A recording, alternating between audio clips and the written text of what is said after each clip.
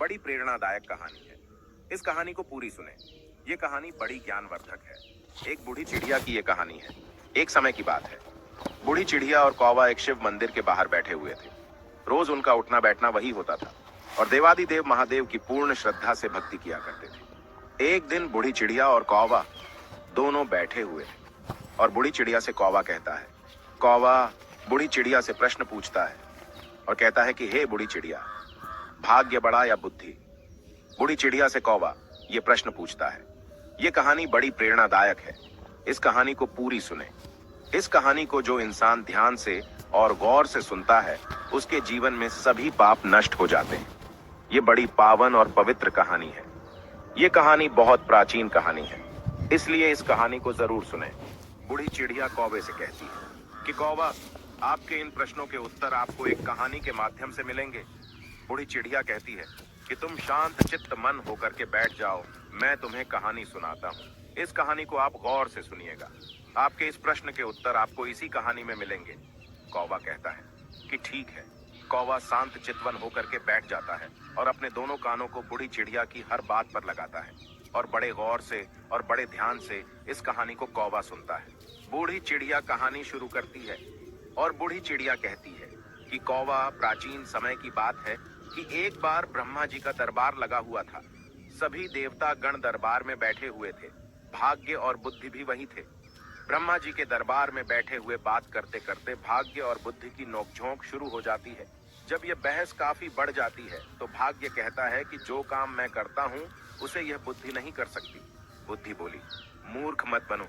जब मैं किसी का साथ छोड़ देती हूँ तो वह आदमी पागल हो जाता है, मृत्यु को प्राप्त हो जाता है। तुम कितना भी उसका साथ दे दो लेकिन वह मेरे बिना कुछ नहीं कर सकता। भाग्य बोला, अरे मूर्ख बुद्धि, तुम नहीं जानती कि जिसका साथ मैं छोड़ देता हूँ, तुम कितनी ही उसके साथ रहो, उसका भला कैसे हो सकता है?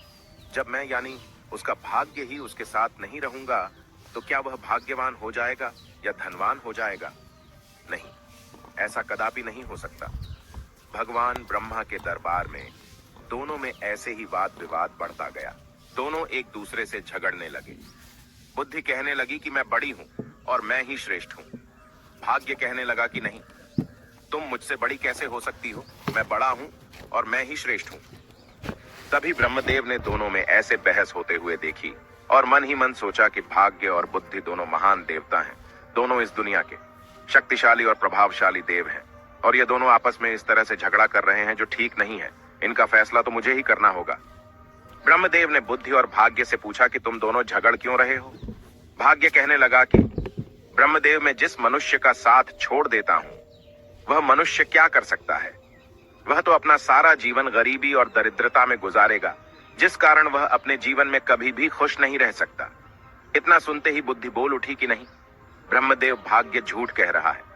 जब मैं किसी का साथ छोड़ देती हूं तो भाग्य चाहे उस मनुष्य का जितना भी साथ दें, वह मनुष्य कुछ नहीं कर सकता। बुद्धिहीन मनुष्य तो मृतक के समान होता है। भगवान ब्रह्मा ने दोनों की बात को ध्यान से सुना। इन दोनों की बात सुनकर ब्रह्मदेव मन ही मन सोचने लगे कि इन दोनों की समस्या तो बहुत गंभीर है। इस समस्या का फैसला कैसे किया जाए? उसके बाद ब्रह्मदेव ने उन दोनों से कहा, ऐसे पता नहीं चलेगा, आप परीक्षण कीजिए। भाग्यदेव, आप अपने भाग्य का परीक्षण कीजिए और बुद्धिदेव, आप अपनी बुद्धि का परीक्षण कीजिए। इसका प्रयोग करके बताइए कि तुम दोनों में से कौन बड़ा और श्रेष्ठ है।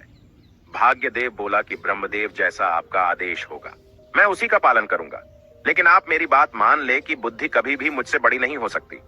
ब्रह्मदेव ने कहा कि आप मृत्यु लोक को ध्यान से देखिए। ब्रह्मदेव ने भाग्यदेव और बुद्धि को मृत्यु लोक दिखाया। मृत्यु लोक दिखाकर कहने लगे कि देखो, इस जंगल में एक गरीब बुढ़िया और उसका इकलौता 20 वर्ष का बेटा झोपड़ी डालकर रहते हैं। वह बहुत ही गरीब है। उन्हें खाने के लिए अनाज का एक दाना भी नसीब नहीं हो रहा है। अब तुम दोनों इन पर अपने भाग्य और अपनी बुद्धि की शक्ति आजमाइए। तुम दोनों में से जो भी इस गरीब बुढ़िया के बेटे को धनवान बना देगा या सम्राट बना देगा, वही तुम दोनों में से बड़ा होगा, श्रेष्ठ होगा। ब्रह्मदेव की बात सुनकर भाग्यदेव कहने लगा कि परमपिता, बस यह तो छोटी सी बात है। भाग्यदेव की बात सुनकर बुद्धि बोली कि यह छोटी सी बात कैसे हो सकती है? जब तक मैं उसका साथ नहीं दूंगी तब तक तुम इसे कभी राजा नहीं बना सकते, उसे सम्राट नहीं बना सकते। भाग्य ने कहा, बुद्धि तू नहीं जानती कि मैं उसका साथ दूंगा तो इसे राजा ही नहीं बल्कि एक महान सम्राट बनाऊंगा। भाग्य की बात सुनकर बुद्धि बोली, ठीक है, हम दोनों इसी पर अपनी शक्ति का उपयोग करते हैं।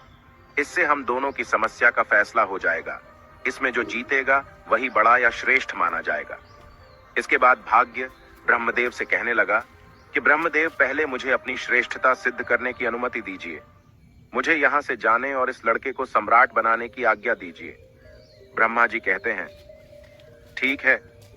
ब्रह्मा देव के कहते ही बुद्धि ने ब्रह्मदेव से कहा कि ब्रह्मदेव, मैं इस लड़के का साथ छोड़कर आ रही हूं। उसकी बात सुनकर भाग्य ने कहा कि ठीक है, तुम अभी उस लड़के का साथ छोड़ दो और ब्रह्मलोक में आ जाओ। बुद्धि भाग्य से कहने लगी कि भाग्य, ध्यान रखना कहीं ऐसा ना हो कि तू इसे सम्राट बनाने के चक्कर में मार दे। यह व्यक्ति मरना नहीं चाहिए। भाग्य कहने लगा कि बुद्धि, तुम यह सब दूर से देखती रहो। आज तुम्हारी हार निश्चित है, क्योंकि मैं ही तुमसे ज्यादा शक्तिशाली और बलवान हूं। बुद्धि बोली, ठीक है, मैं अभी इसी समय इस लड़के का साथ छोड़ रही हूं। ऐसा कहकर बुद्धि ने उसका साथ छोड़ दिया। बुद्धि के साथ छोड़ते ही वह लड़का अपनी सुध बुद्ध खो बैठा, एक निर्गुणी बनकर रह गया, पागल और मूर्ख बनकर रह गया। अब भाग्य अपना काम करना शुरू करता है।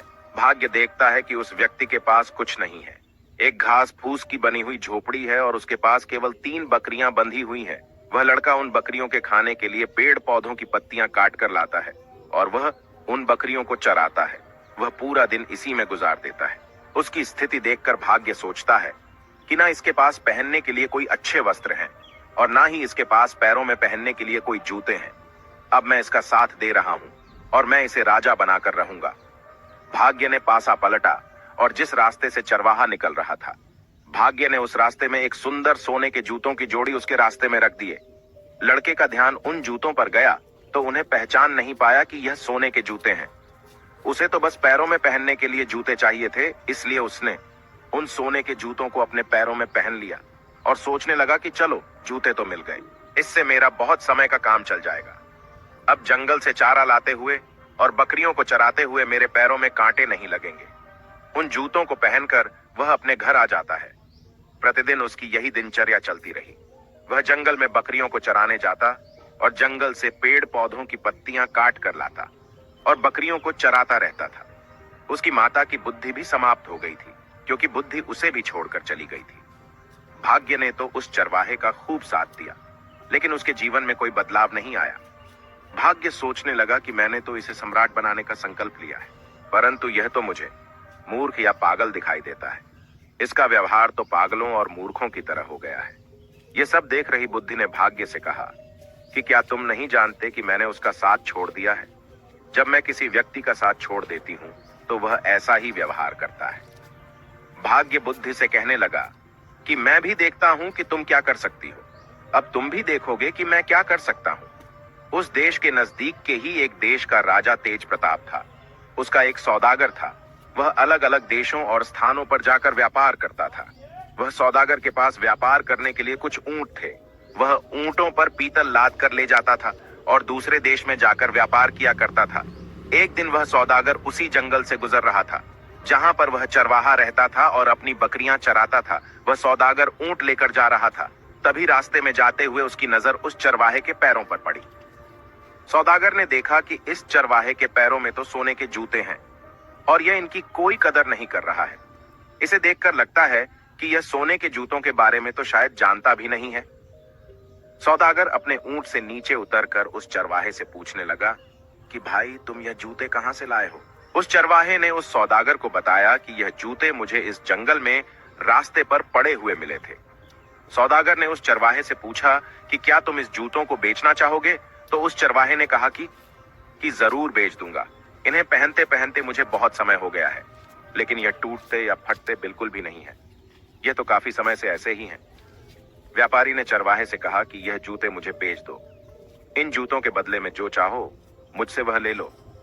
उस चरवाहे ने व्यापारी से कहा कि मुझे इन जूतों के बदले में ज्यादा कुछ नहीं चाहिए, सिर्फ 1 मन अनाज चाहिए, जिससे मुझे और मेरी माता को 2 समय का भोजन प्राप्त हो जाए।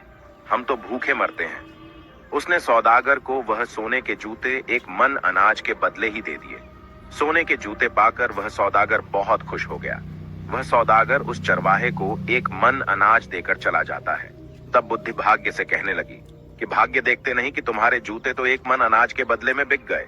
तुम समझ रहे हो ना, तुम्हारे सोने के जूते एक मन आटे में जा रहे हैं। भाग्य ने बुद्धि की बात सुनकर कहा, बुद्धि तुम चिंता मत करो, मैं जिसका साथ देता हूं उसे कोई भी राजा बनने से नहीं रोक सकता। मैं इसे एक महान सम्राट बनाकर ही रहूंगा। बुद्धि कहने लगी कि भाग्य तुम मेरे बिना कुछ नहीं कर सकते, देखना तुम इसे अवश्य मार दोगे। ये बेचारा कहीं राजा बनते बनते मर ना जाए। भाग्य ने कहा कि बुद्धि तुम कैसी बातें कर रही हो, देखना अब मैं क्या करता हूं। और इतना कहकर भाग्य फिर से उस व्यक्ति के पास आता है। भाग्य ने दूसरे सोने के जूतों की जोड़ी, जो सोने चांदी जोहारात से जड़ी हुई थी, उसी रास्ते पर रख दी जिस मार्ग से चरवाहा बकरियों के लिए पत्ते लेने जंगल से जा रहा था। उस चरवाहे को फिर से सोने के जूते मिले तो वह तो बड़ा प्रसन्न हो गया। क्यों ना मैं इन्हें अपने राजा को भेंट करूं ताकि महाराज प्रसन्न होकर मुझे कुछ इनाम दें। यह सोचकर वह सौदागर सोने के जूतों को लेकर महाराज तेज प्रताप के महल में गया। राज दरबार में जाकर उसने वह सोने के जूते राजा को दे दिए और कहने लगा कि महाराज, ये स्वर्ण जूते मैं खास तौर पर आपके लिए लेकर आया हूं। ये जूते अद्भुत है, ऐसे जूते तो हमारे महाराज के पास होने चाहिए थे। महाराज तेज प्रताप जूतों को देखकर बहुत प्रसन्न हुए। सोने के सुंदर जूते देखकर उन्हें ऐसा लग रहा था कि जैसे यह जूते देवलोक से आए हो और देवताओं ने इन्हें बनाया हो, मानो स्वयं विश्वकर्मा ने इन्हें बनाया हो। इतने सुंदर जूते देखकर वो खुश हो गए और अपने मंत्री से कहने लगे कि सौदागर को 10 सहस्त्र स्वर्ण मुद्राएं इनाम में दे दी जाए। राजा तेज प्रताप ने उस सौदागर को 10 सहस्त्र स्वर्ण मुद्राएं इनाम में दिलवा दी। इतनी ज्यादा स्वर्ण मुद्राएं पाकर सौदागर बहुत खुश हो गया और अपने व्यापार को बढ़ाने की सोचने लगा। उसके बाद वह दोबारा अपने ऊंटों पर पीतल लादकर दूसरे देश में व्यापार के लिए चल पड़ा। वो सौदागर अपने व्यापार के लिए उसी जंगल से होते हुए जाता था जहां वह चरवाहा अपने पशुओं को चराता था और अपनी माता के साथ रहता था। इस बार भी उसी जगह से जा रहा था और संजोगवश चरवाहा भी वहीं पर अपनी बकरियों को चरा रहा था। जंगल में अपने सामने उस चरवाहे को दोबारा देखकर वो सौदागर खुश हो गया और उसने फिर से उस चरवाहे के पैरों की ओर देखा। उसके पैरों में दूसरे जोड़ी स्वर्ण जूते देखकर उसने सोचा, इसके पास तो और सोने के जूते आ गए, ना जाने ये कहां से ऐसे जूते लेकर आता है। सौदागर ऊंट से उतरा और उतरकर उस चरवाहे के पास आया और चरवाहे से बोला कि भाई, क्या तुम फिर से इन जूतों को भी बेचना चाहोगे? चरवाहे की तो जैसे मनचाही मुराद पूरी हो गई। वह बोला, हाँ हाँ जरूर बेच दूंगा, लेकिन इस बार आपको इसके बदले में मुझे एक बोरी चने की देनी होगी। सौदागर भी खुश हो गया और बोला, हाँ हाँ ठीक है, मैं एक बोरी चने की दे दूंगा। चरवाहे ने एक शर्त और रख दी। वह बोला, चने भुने हुए होने चाहिए। सौदागर ने उसकी यह बात भी मान ली। एक बोरी भुने हुए चने की उसको दे दी। वह उससे सोने के जूते की दूसरी जोड़ी भी लेकर आगे चला गया। अब सौदागर के मन में यह विचार आने लगा कि पहले एक जोड़ी जूते जो मैंने महाराज को भेंट किए थे, उसके बदले महाराज ने मुझे 10 सहस्त्र स्वर्ण मुद्राएं दी थी। इस बार हो सकता है कि महाराज मुझे पिछली बार से भी ज्यादा बड़ा इनाम दें। मैं इनको भी महाराज की सेवा में लेकर जाता हूं। वह इस बार भी उन हीरे जौहरात और रतन जड़े सोने के जूतों को लेकर राजा तेज प्रताप के दरबार में पहुंच गया। सौदागर राजा से बोला कि महाराज, मैं आपके लिए हर बार कोई ना कोई विचित्र वस्तु लाता रहता हूं। हे राजन, आप इन्हें स्वीकार कीजिए। राजा तेज प्रताप ने जब जूतों को देखा तो कहने लगा, सच में यह जूते बहुत सुंदर हैं। ये सोने के जूते हैं और पिछली बार दिए गए सोने के जूतों से भी ज्यादा सुंदर हैं। सौदागर, मुझे तुम यह बताओ कि तुम यह जूते लाते कहां से हो? तुम्हें यह जूते कौन देता है? और सौदागर क्या बोलता? जब सौदागर को कुछ समझ नहीं आया अब राजा को क्या जवाब दें, तो कुछ सोच विचार कर उसने झूठ बोलना ही ठीक समझा और बोला कि महाराज, द्रविड़ देश में एक सम्राट है। सम्राट के यहाँ मैं अपने पीतल का व्यापार करने जाता हूँ तो वह इनाम में ऐसे जूते दे देते हैं। उन्होंने 2 बार मुझे सोने के जूते दिए तो मैंने दोनों बार वह आपकी सेवा में अर्पित कर दिए। ये सुनकर राजा सौदागर से बोला कि सौदागर, क्या उस राजा का कोई पुत्र है? सौदागर ने फिर झूठ बोल दिया। उसने कहा, नहीं महाराज, अभी तो वह सम्राट खुद ही कुंवारा है, उनका विवाह नहीं हुआ है। ये सुनकर राजा तेज प्रताप बोले कि ठीक है सौदागर, हमारी पुत्री बहुत सुंदर है, तुम अपने उस सम्राट से जाकर मिलो और उनसे पूछो कि हम अपनी पुत्री का विवाह उसे करना चाहते हैं, क्या उन्हें मंजूर है? राजा की आवाज सुनकर सौदागर सोचने लगा कि अब तो मैं फंस गया। मैं तो यह जूते किसी राजा से नहीं लाता, बल्कि एक चरवाहे से लेकर आता हूँ। लेकिन अब तो मैं झूठ बोल चुका हूँ। अब मेरा क्या होगा? मैं तो अपने ही बोले हुए झूठ में फंस चुका हूँ। राजा ने सौदागर को आदेश दिया, सौदागर उस राजा के पास जाओ और किसी भी तरह उन्हें तैयार करके आओ कि वह हमारी पुत्री से विवाह करें। अब तो सौदागर और चिंता में पड़ गया। सौदागर राज दरबार से वापस आ गया। अपने घर वापस आकर उसने दोबारा अपने ऊंटों पर पीतल को लादा और व्यापार करने चल पड़ा। वह जब दोबारा जंगल में पहुंचा तो वह सोचने लगा कि मुझे यहाँ यह चरवाहा नहीं मिलता तो मुझे सोने के जूते नहीं मिलते, और वह सोने के जूते मुझे नहीं मिलते तो मैं वह जूते राजा को नहीं देता, और आखिरकार झूठ बोलकर मैं राजा के क्रोध का शिकार नहीं बनता। इस चरवाहे ने मुझे भी राजा के क्रोध का शिकार बना दिया। यदि चरवाहा मुझे ना मिलता तो मैं इस धर्म संकट में नहीं फंसता। इस चरवाहे ने तो मुझे बुरी तरह फंसा दिया है। सोचते सोचते वह सौदागर उस चरवाहे की झोपड़ी पर जा पहुंचा। अपनी झोपड़ी पर सौदागर को आया देखकर बहुत खुश हो गया, क्योंकि वह सौदागर उसके खाने पीने की व्यवस्था करता था। कभी उसे अनाज देता था, कभी चने देता था। उसका खाने पीने का गुजारा जूते बेचकर इसी सौदागर से पूरा होता था। इसलिए चरवाहा उससे बहुत खुश था। चरवाहा उससे बोला, सौदागर आइए, आपका स्वागत है। सौदागर वहीं उसके घर पर ही रुक गया। उसने अपने ऊंटों से पीतल को उतारकर वहीं पर रख लिया। पीतल को वहां एक तरफ रखकर वह उस चरवाहे से बातें करने लग पड़ा। इस समय भाग्य उस चरवाहे का साथ दे रहा था। बातें करते करते चरवाहा पीतल के बोरे पर बैठ गया। जैसे ही वह पीतल के बोरे पर बैठा तो सभी बोरों में भरा हुआ पीतल सोने में बदल गया। चारों तरफ सोना जगमगा रहा था। यह देखकर उस सौदागर को यह विश्वास हो गया कि यह व्यक्ति या तो कोई जादूगर है या ईश्वर का कोई बहुत बड़ा भक्त है। इस पर ईश्वर की कृपा है। अब सौदागर अपने बोले हुए झूठ के जाल में और फंसता जा रहा था। सौदागर के मन में विचार आया कि मेरे पास धन की कमी नहीं है। मैं ऐसा करता हूं कि इस चरवाहे को ही राजा बना देता हूं, सम्राट घोषित कर देता हूं। उसने सोचा कि मेरे पास तो धन और सोने की कोई कमी नहीं है। मैं इसके लिए यहां जंगल में बहुत बड़ा किला बना देता हूं, दुर्ग बना देता हूं। उस दुर्ग का मालिक इसे बना दूंगा और मैं उसका मंत्री बन जाऊंगा। यहाँ के जो जागीरदार हैं, मैं उनसे बहुत सारी जमीन खरीद लूंगा। इस महीने के 2 महीने बाद राजा के पास जाऊंगा और राजा को बता दूंगा, यही सम्राट है। अब सौदागर षड्यंत्र रचने लगा। भाग्य अभी बुद्धि से कहने लगा कि बुद्धि तुम देखती जाओ कि मैं क्या करता हूं। देखना, यही सौदागर अब चरवाहे को सम्राट बनाएगा। बुद्धि ने फिर से भाग्य से कहा कि कहीं ऐसा ना हो कि राजा बनते बनते ये मर ही जाए, क्योंकि इस समय इसके पास बुद्धि नहीं। जब यह बात भाग्य ने सुनी तो वह बोला कि बुद्धि तुम इतना घमंड मत करो, तुम अपना ज्यादा दिमाग मत लगाओ, यह सम्राट अवश्य बनेगा। दूसरी ओर सौदागर उस चरवाहे से कहने लगा कि चरवाहे, मैं तुम्हें यहाँ का सम्राट बना देता हूँ और तुम्हारे रहने के लिए एक बड़ा महल बना देता हूँ। सौदागर में बुद्धि थी, क्योंकि उसका साथ बुद्धि दे रही थी। बुद्धि ने चरवाहे और चरवाहे की माता का साथ छोड़ दिया था। वो उस सौदागर से कहने लगा कि भाई ठीक है, तुम्हें जो ठीक लगे वह करो, लेकिन एक बात है, मेरी इन बकरियों को मत छेड़ना। मैं इन अपनी बकरियों को हमेशा अपने पास ही रखूंगा। चरवाहे में बुद्धि तो थी ही नहीं। उसकी बात सुनकर सौदागर भी सोचने लगा कि यह व्यक्ति कितना बड़ा मूर्ख है। मैं इसे राजा बना रहा हूं और इसे बकरियों की पड़ी है। यह कैसी बातें कर रहा है। फिर भी सौदागर बोला कि ठीक है। सौदागर को तो मन ही मन राजा का डर सता रहा था। राजा ने उसे कहा था कि तुम्हें उस सम्राट से पूछकर आना है और मेरी लड़की का विवाह उसके साथ करवाना है।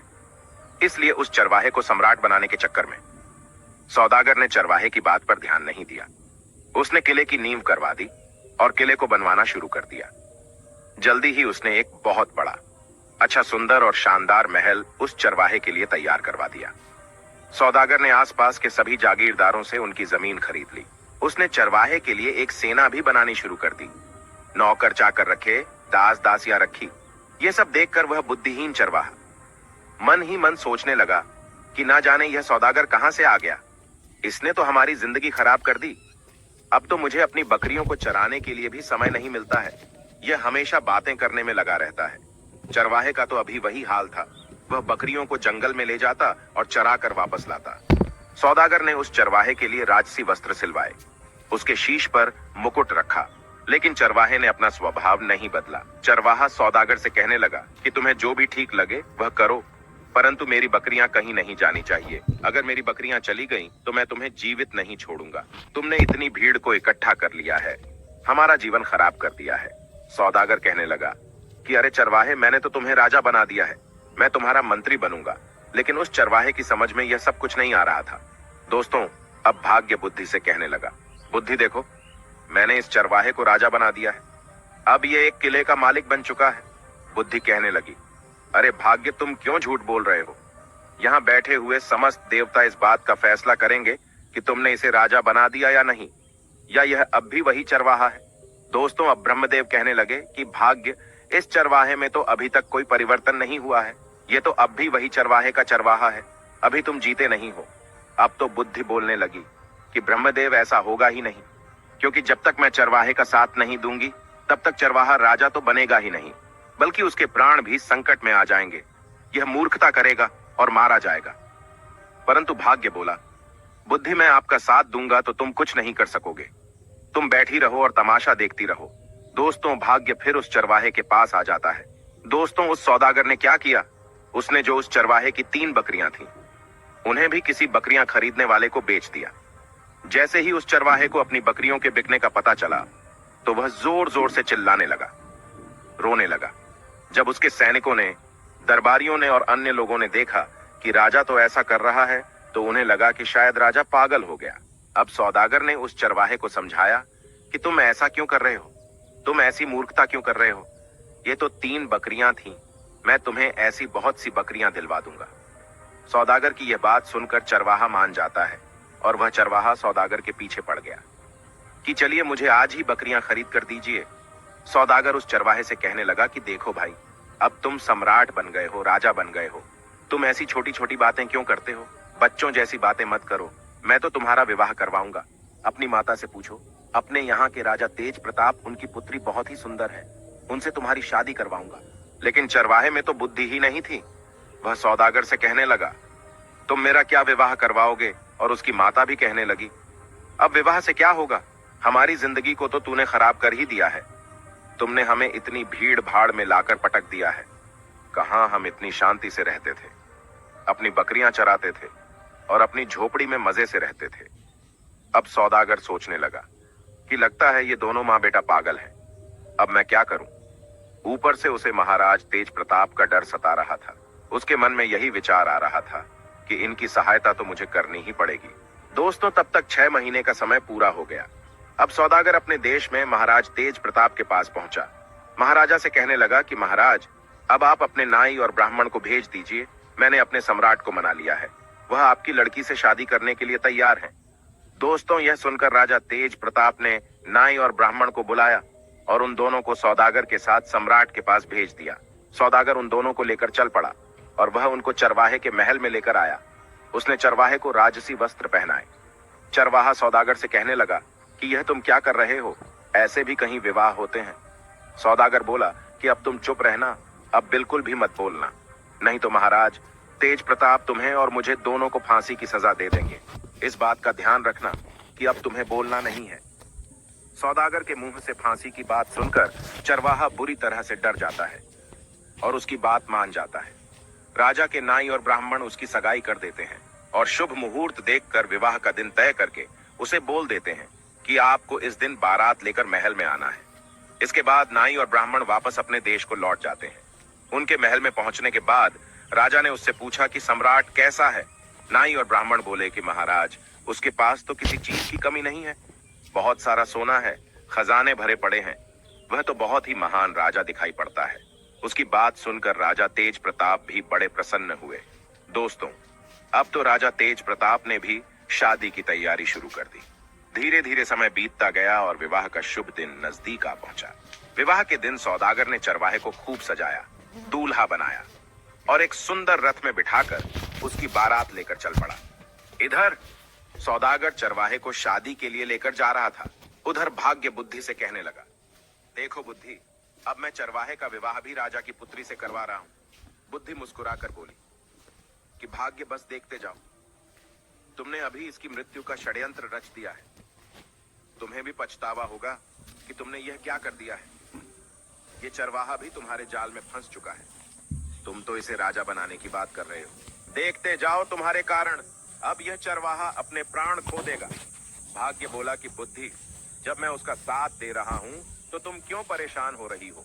बस तुम देखती रहो कि मैं क्या करता हूँ। कुछ दिन का सफर तय करने के बाद चरवाहे की बारात राजा तेज प्रताप के यहाँ पहुंच जाती है।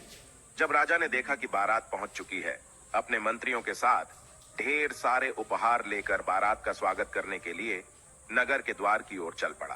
दूसरी ओर जब चरवाहे ने देखा कि सामने से ढाल तलवार लेकर कोई राजा सेना के साथ आ रहा है, तो वह बुरी तरह डर गया और वह अपने रथ से उतरकर भागने लगा।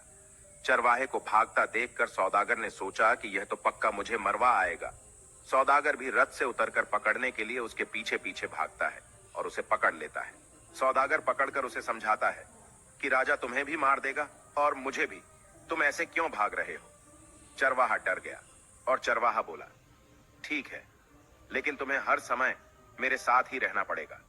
सौदागर के हाँ करने पर सौदागर के साथ वापस आ गया। सौदागर से कहने लगा कि यह राजा तो तलवार लेकर आ रहा है, कहीं हमें काटेंगे तो नहीं? सौदागर ने कहा, चिंता मत करो, वह तुम्हें कुछ नहीं कहेंगे। तुम्हारा विवाह होगा, तुम्हें दुल्हन मिलेगी, तुम डरो मत। इतना सुनकर वह चरवाहा वापस आकर अपने रथ पर बैठ जाता है। राजा ने देखा चरवाहा बना राजा देखने में तो बहुत सुंदर था। उसने बारात का स्वागत किया। अपने कहे अनुसार सौदागर हर जगह उसके साथ साथ जा रहा था।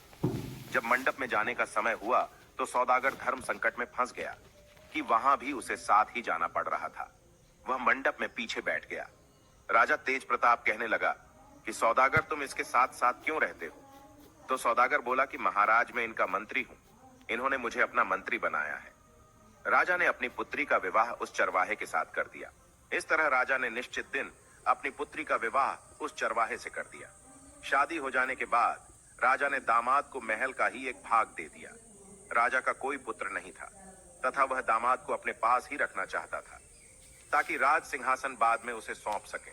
अब सौदागर को रहने के लिए अलग स्थान दे दिया गया। अब सौदागर मन ही मन घबरा रहा था कि कहीं चरवाहा भेद ना खोल दे। चरवाहा बहुत प्रसन्न था।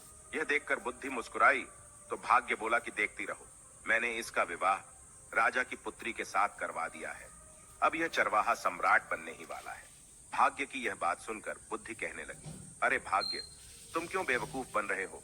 तुम जानते हो कि उसे कुछ पता ही नहीं है कि राजा क्या होता है, विवाह क्या होता है। वो तो कुछ जानता ही नहीं है। उसकी तो मृत्यु निकट आ गई है, वह तो मरने वाला है। भाग्य कहता है कि यह तुम क्या कह रही हो? बुद्धि बोली कि मैं सच कह रही हूं। मैंने जब इसका साथ छोड़ा था, यह तो उसी समय मर गया था, क्योंकि बुद्धिहीन व्यक्ति तो वैसे ही मृतक के समान ही होता है। अब यह बेचारा मारा जाएगा। बुद्धि बोली, तुम तो बस इसे बचाने की कोशिश करो, अब यह मरने वाला है, आप इसे बचाइए। भाग्य बोला, यह मरेगा क्यों? इसकी शादी हो गई है, अब यह आराम से वहां पर रहेगा और फिर सम्राट बनेगा। राज परिवार की परंपरा के अनुसार राजकुमारी वधू के वेश में सज संवर कर खाना लेकर रात को अपने पति के कक्ष में गई। चरवाहे ने इतनी सुंदरता से सजी और आभूषणों से लदी कन्या सपनों में भी नहीं देखी थी। वह डर गया। उस बुद्धिहीन चरवाहे को बचपन में अपनी दादी की सुनाई हुई कहानी याद आ गई, जिसमें एक राक्षसी सुंदरी का भेष बनाकर गहनों से सजी धजी एक पुरुष को खा जाती है। उसके मन में विचार आया, ये कोई राक्षसी तो नहीं है जो उसे खाने के लिए आई है। उसने बचपन में सुन रखा था कि राक्षसी सुंदर रूप धारण करके आदमियों का खून पी लेती है और उन्हें मार डालती है। उसने सोचा कि राक्षसी के हाथ पड़ने से तो अच्छा है कि मैं यहाँ से भाग जाऊं। यही सोचकर उठा और राजकुमारी को धक्का देकर गिराता हुआ, चिल्लाता हुआ कमरे से निकल भागा। भागता भागता वह सीधे नदी के किनारे पहुंचा और पानी में कूद गया। जब उसे पानी में भी अपनी मृत्यु दिखाई दी तो वह पानी से निकला और नदी के एक किनारे पर बैठ गया। राजकुमारी के अपमान की बात सुनकर राजा आग बबूला हो गया। राजा ने अपने सैनिकों को जल्दी से चरवाहे को ढूंढ लाने के लिए भेजा।